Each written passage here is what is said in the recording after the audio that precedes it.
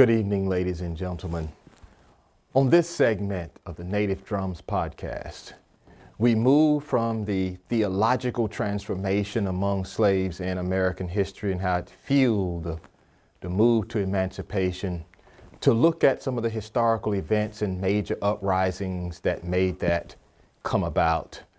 We began post-revolution when the founding fathers made the decision, number one, to keep black people in slavery rather than free them after they'd gotten their independence from Britain, and to continue the political exclusion of women of all races. What did that create, though, from an international standpoint?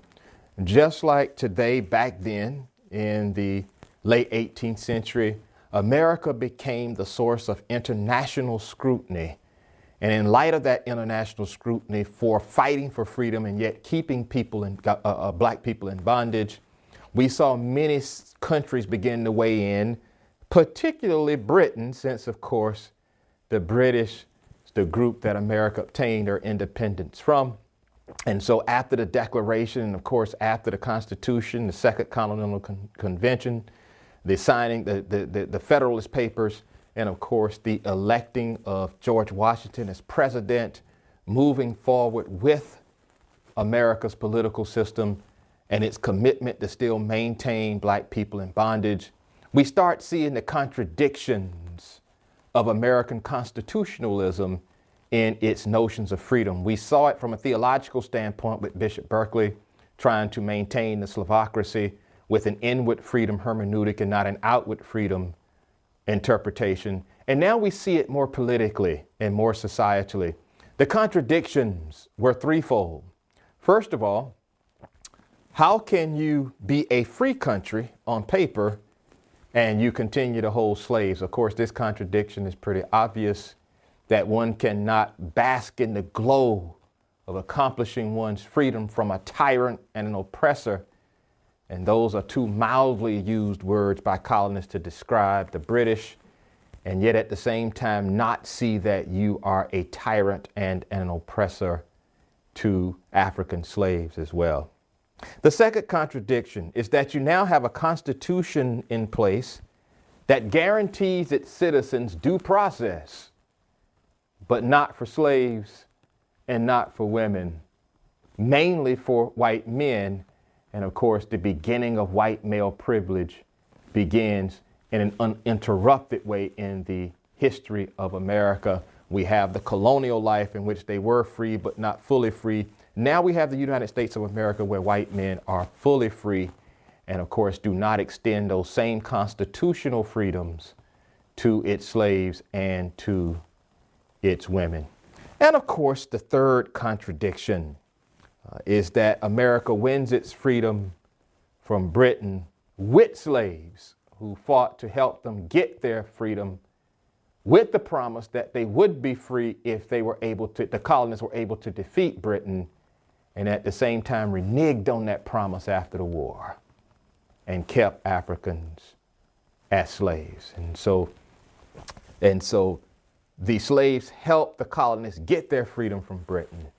And at the same time, even though they're promised freedom, the colonists, now Americans, renege on that promise, puts them back in slavery, which will go essentially unchanged for close to 8 decades.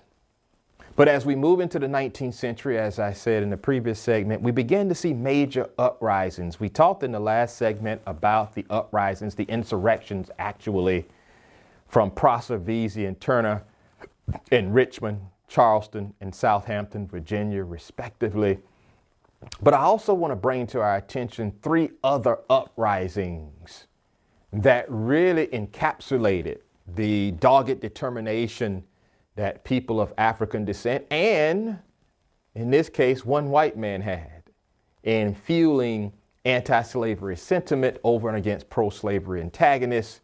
As we move into the 18th century, also, we're going to see in Washington, D.C., more political antagonists from both sides of the aisle, and our major parties continue to spar over what will be the status of the states that are going to be created as America moves west from its colonies, whether they're going to be slave states or whether they're going to be free states.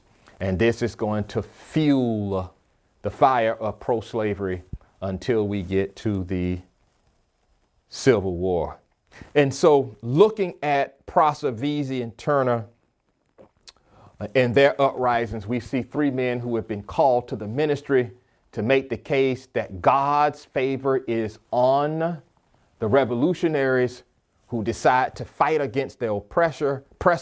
And of course, they maintain that the colonists were right to fight to get their independence from Britain, and that in light of that, they are equally right for fighting against now white American men, mainly from a socio-political standpoint, to obtain their freedom from them as well. Three other uprisings. The first one in 1839, the Amistad Mutiny. Many of you saw the movie Amistad, very, very well done several years ago. In 1839, the Amistad Mutiny happened with a ship carrying the Mende people from Sierra Leone leaving Spanish Cuba en route to America, and it's actually overtaken by the Mende people.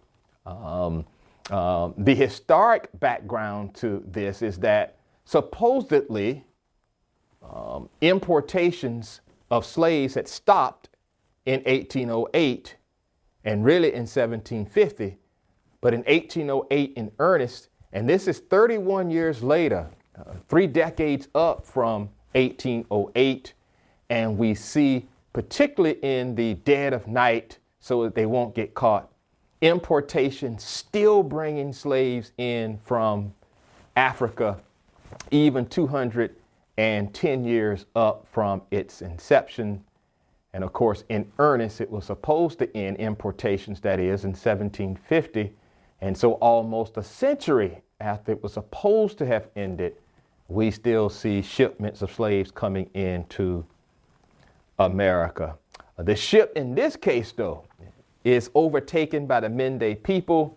And of course, most historians mark it as the first recorded takeover of a slave ship. In previous importations, slaves were able to get loose from their chains and jump into the Atlantic in order to keep from coming to America and becoming slaves. But the Mende people of Sierra Leone overtake the Amistad, and it is the first recorded takeover of a slave ship in American history. And more particularly, of course, as importations now are supposed to be illegal, America's own legality gets them in trouble relative to the ruling on these slaves coming in from Sierra Leone, and more particularly from Spanish Cuba.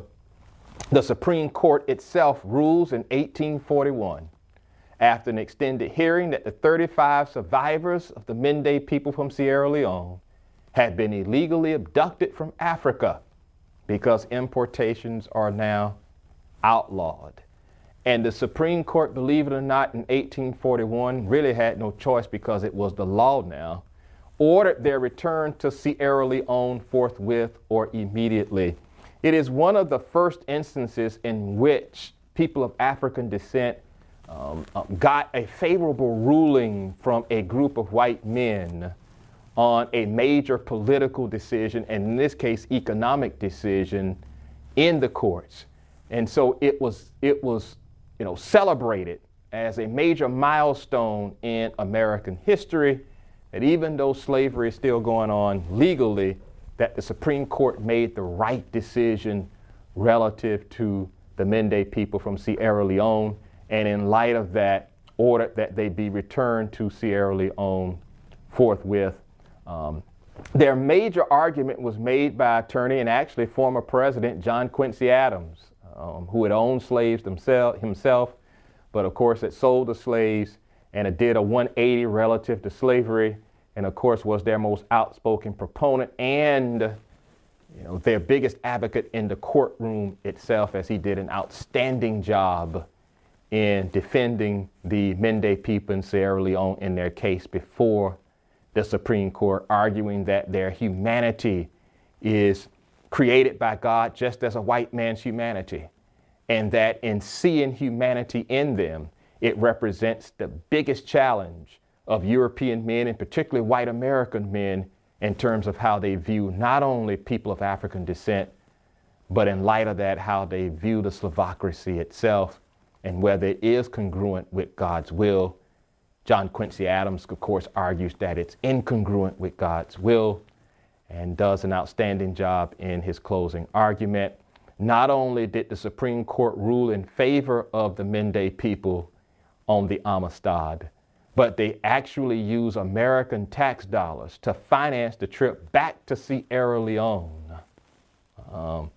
And the American government, again, a precedence here, and not only ruling that the slaves were illegally abducted, that the Mende were illegally abducted from Africa, but also to finance their trip back to Sierra Leone. And so that mutiny was not only good for America legally and for slaves, but it also went to show just how far African people were now willing to go in 1839 to secure their freedom and not be readily taken into bondage without a major fight, even a bitter fight to the death.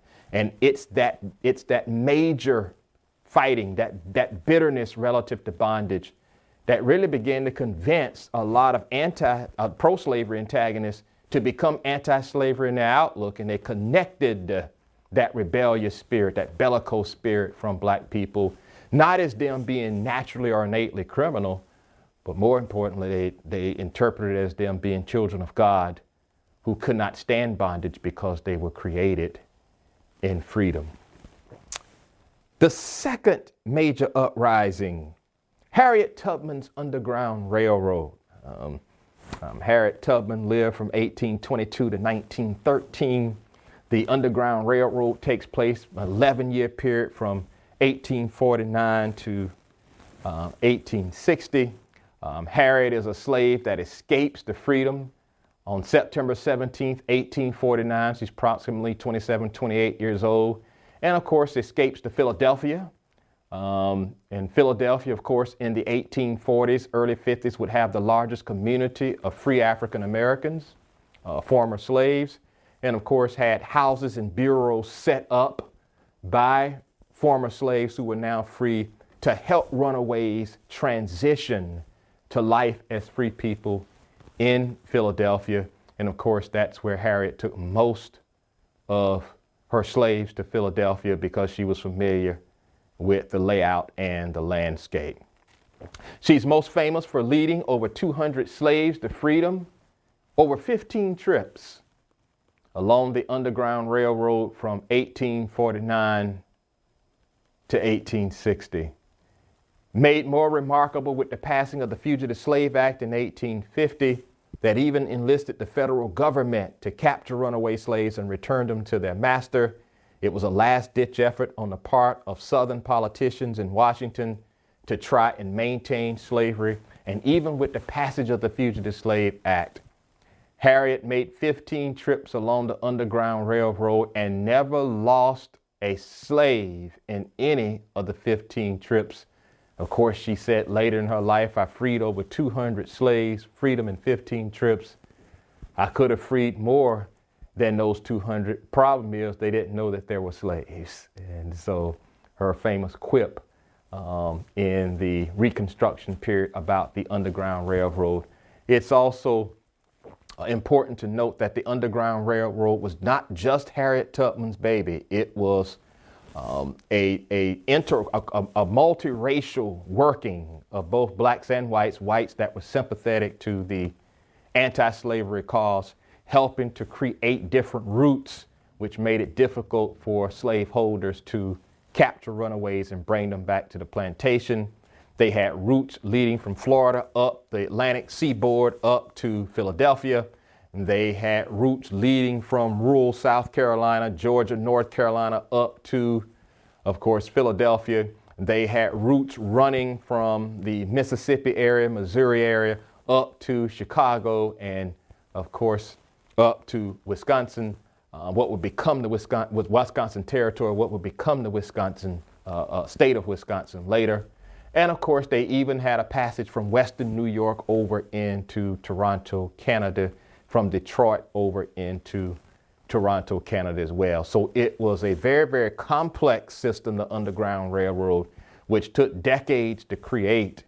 Some historians said they started building the railroad and the routes as early as 1820, as it begins in earnest in the mid 1840s and into 1850. And so it wasn't just her baby, that it was a coalition of like-minded people who decided that slavery was the biggest sin and worked to end it. Harriet also goes on to work for the Union Army in the Civil War as a general in Beaufort, South Carolina in 1862, and of course becomes one of the major activists in the women's rights movement until her death in 1913, as this begins in earnest in the early 1900s. And of course, in 1920, we see women being extended the right to vote for the first time in American history. And so 7 years up from her death, watching from above, I'm sure she sees women being given the right to vote, and sure was smiling from heaven as a result of it. And of course, the third major uprising happened in 1859. And of course, this is John Brown's raid on Harper's Ferry, Virginia. In this sense, John Brown was a white minister, an abolitionist who worked with black ministers for the abolitionist cause, for the anti-slavery cause. Both black and white people thought that Brown was kind of eccentric. He had an eccentric personality.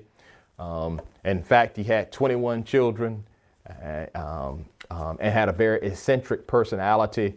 And some people were leery, both black and white were leery of John Brown, but very, very well known. He was critical of the religious approach of white ministers who preached a pro-slavery doctrine. He said that moral suasion sermons do nothing to inspire change. The only thing my people understand, meaning white people, is violence. And so he was committed to, like the insurrectionists, he was committed to violent uprising and violent overthrow of the government as we came to know it and understand it. And so John Brown is this white anti-slavery minister. Brown actually led 3 previous rebellions against pro-slavery proponents in Kansas in 1856, 3 years earlier.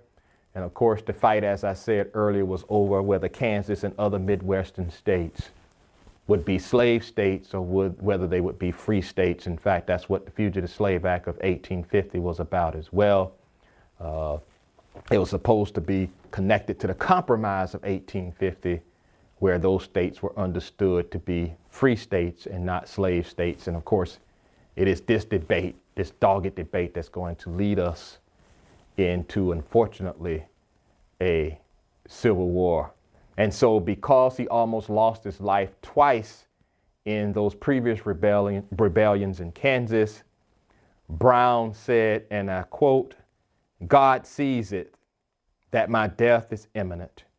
And so Brown strategically in 1859 turns his attention to the South and the federal arsenal, or armory as we call it in a day, where of course they stockpile weapons at Harper's Ferry, Virginia, strategically because the Harper's Ferry arsenal or army was one of the largest arsenals in the United States of America.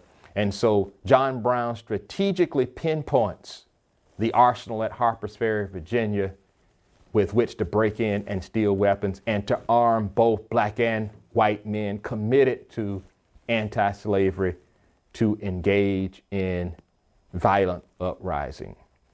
And so on October 16th through the 18th, this 3-day uprising in 1859, Brown leads a raid with other slaves, but actually few slaves joined the raid.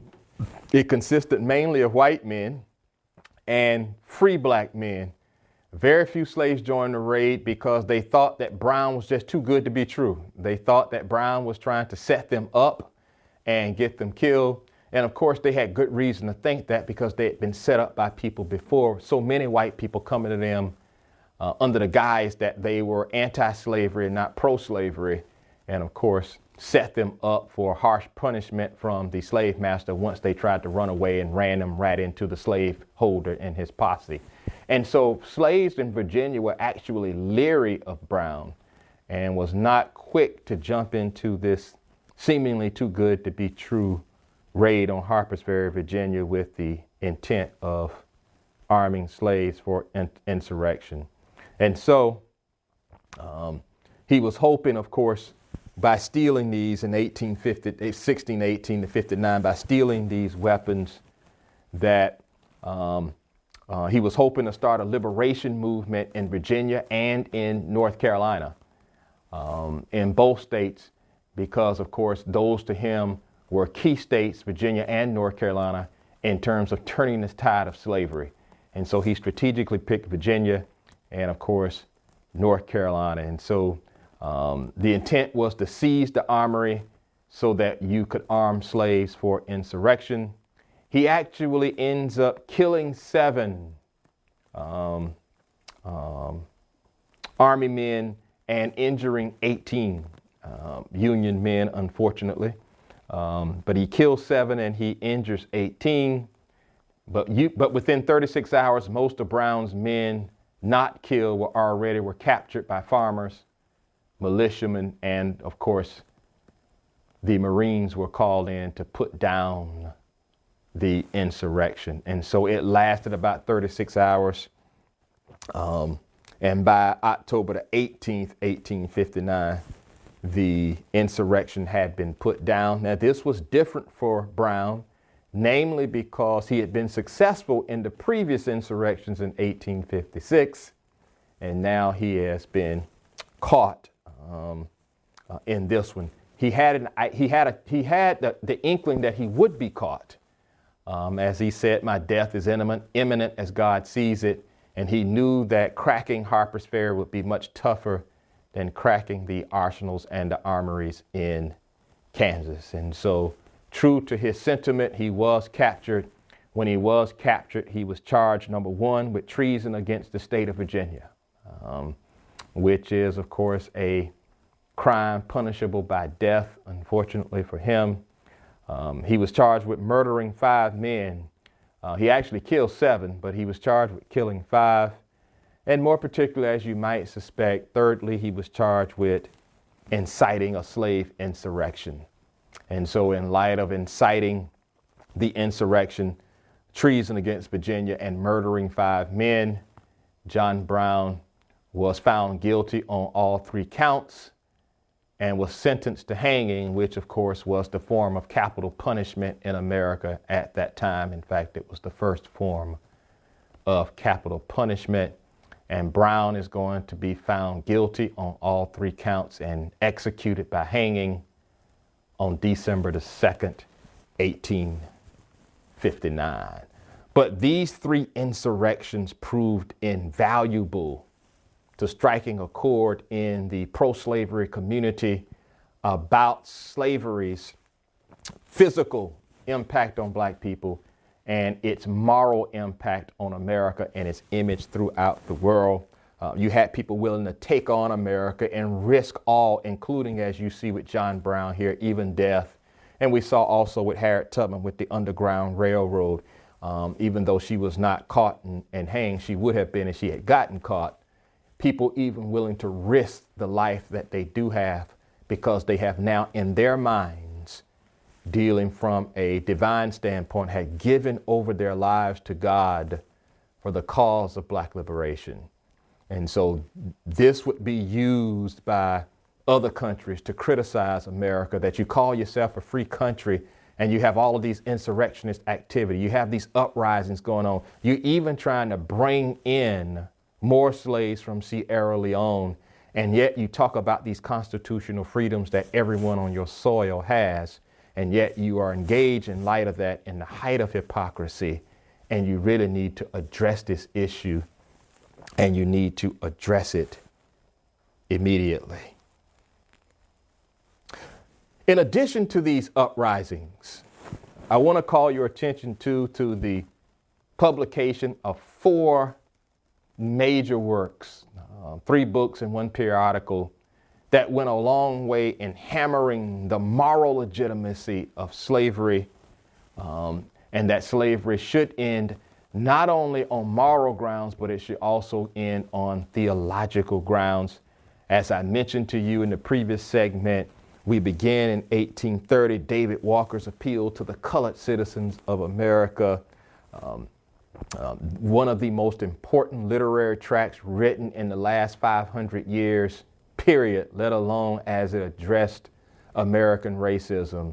A complete sweep of not only contemporary history, but of ancient history as well, using those examples and comparing them to America and the way white people treat black people in America, looking at it from the standpoint of history, looking at it from the standpoint of black bodies, even a chapter in there looking at it from, of course, the wretchedness, as he calls it, of humanity in light of Jesus Christ. And so he even devotes a chapter to Jesus himself and how Jesus has been used to justify white supremacy in contradistinction to the God of liberation that we read about in the Bible. It's a dogmatic work. It's a festschrift. It's a work that I recommend to everyone. It is a manifesto of the highest order.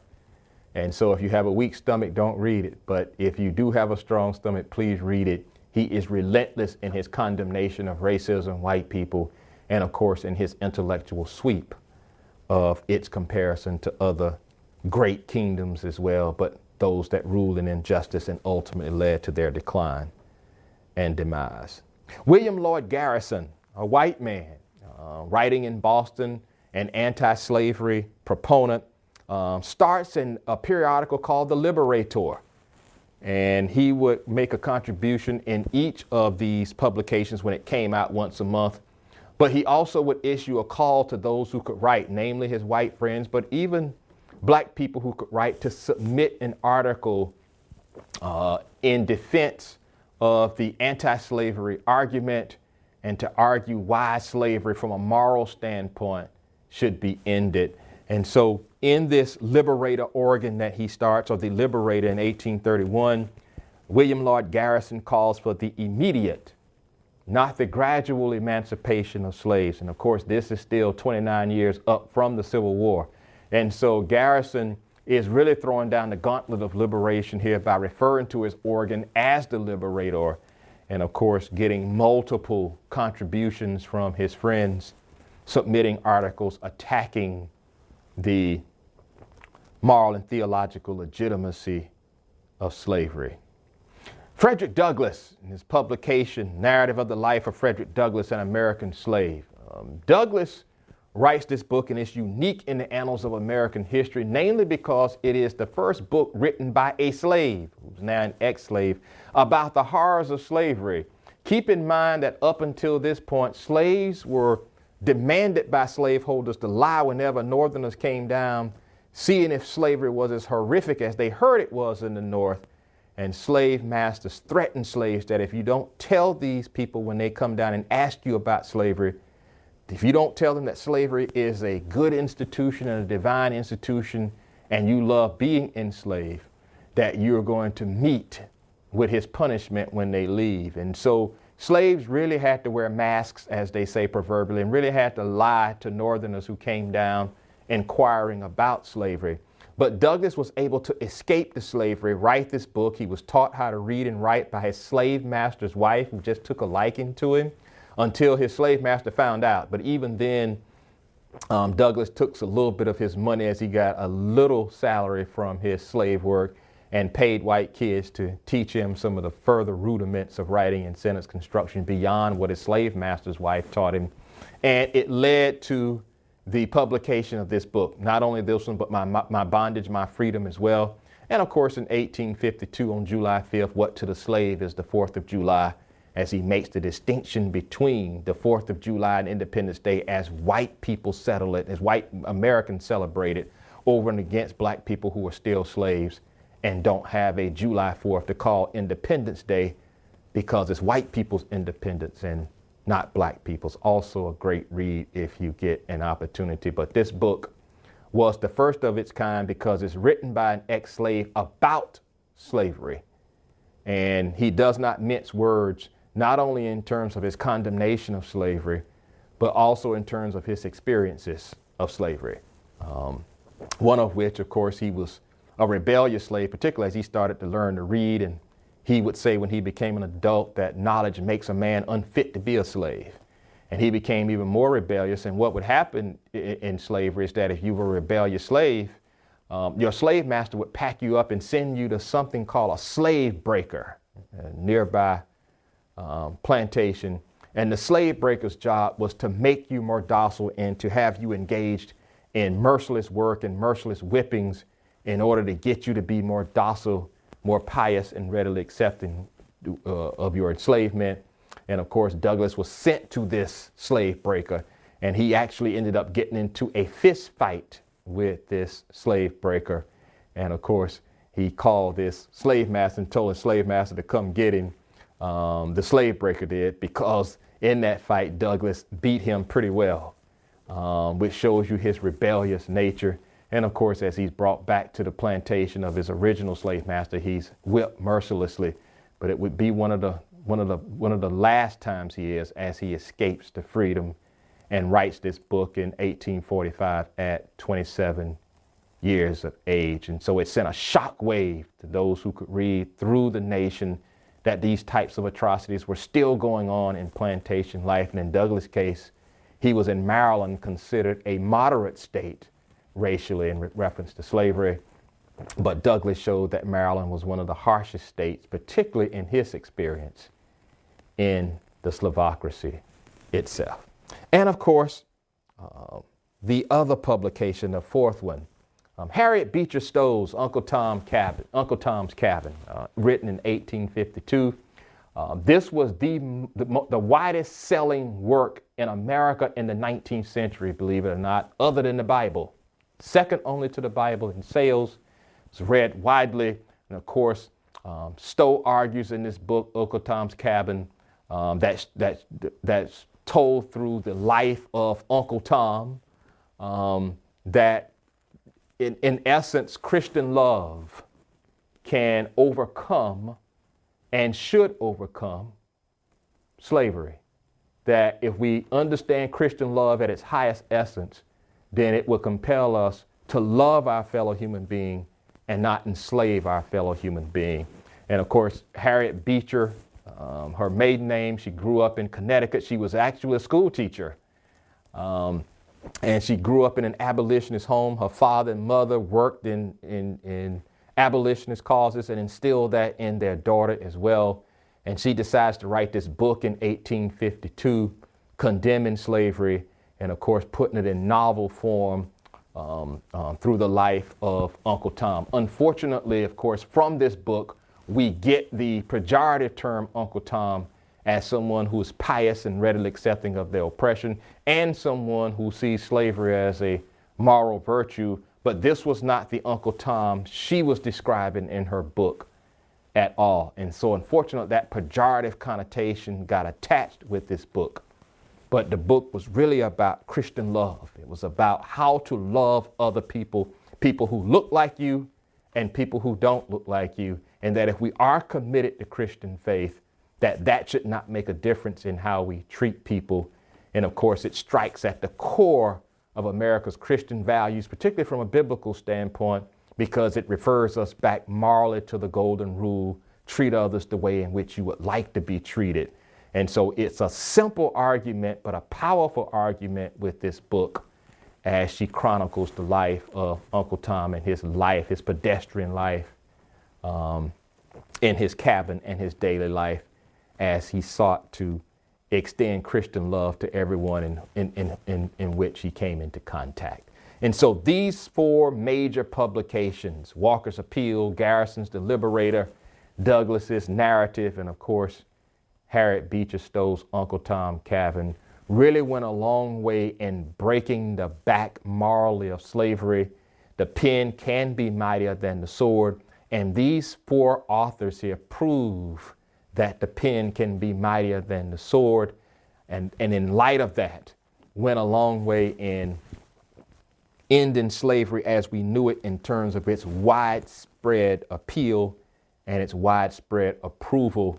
In many ways, the tide was beginning to change in America, and particularly with the interest that Northern whites like William Lloyd Garrison and Harriet Beecher Stowe took in the institution of slavery, it only helped create a greater coalition of anti-slavery antagonists who, whenever they got the opportunity, began to not only speak out, but to write publicly about slavery's end, that it's antithetical to God's will, and that it's really antithetical to America's values, at least constitutionally, and at least relative to its Declaration of Independence, that we have created a country, in essence, that is the diametric opposite of what we had in mind, or what the founding fathers had in mind when they created the country, even though they were children of their time, that in many ways we had become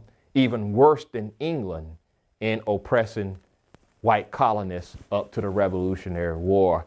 And so with that argument, slavery began to be looked upon as anti-American. And of course, as a result of these uprisings, and because of these publications, it was important for two reasons, these publications and uprisings. Number one, America is pushed to the brink and had to decisively address its slave status once and for all. As Garrison in The Liberator maintained, he called for the immediate end, not the gradual end of slavery. And is in that spirit of immediacy now, not just that, it needs to go away 10, 20, 30 years now, but the immediacy of it pushed America to the brink morally, and it had to decisively address its standing as a country that fought for freedom, and of course is now 5 or 6 decades into the United States of America, and is still holding slaves. The second result from these uprisings and these publications, this malady in American life, this unwholesome situation and context in American life politically had to be addressed. That there had to be some type of legislation created to formally end slavery, and that it could not wait any longer. That America was getting to a point where the international community and the domestic uprisings and publications were beginning to close in on Washington, D.C. And a decision had to be made definitively, and had to be made definitively not in support of continuing slavery, but a decision had to be made definitively in the way of ending slavery. And of course, it had to be addressed, and had to be addressed forthright. And that means that it had to be addressed in the 1860 presidential election. Whoever won the 1860 presidential election had to make an unprecedented statement on slavery, and had to make that statement in such a way that he backed it up with legislation that would correspond with that statement, and move America forward, not only in terms of ending slavery, but move America forward futuristically with the other states now being founded beyond the 13 original colonies, that these states, as they are founded, couldn't be slave states, that these states being founded couldn't be slave states, that they had to be free states. And as a result of that, we're going to see Southern states then begin to secede from the Union as Abraham Lincoln is elected president of the United States, and anticipating some type of anti-slavery legislation.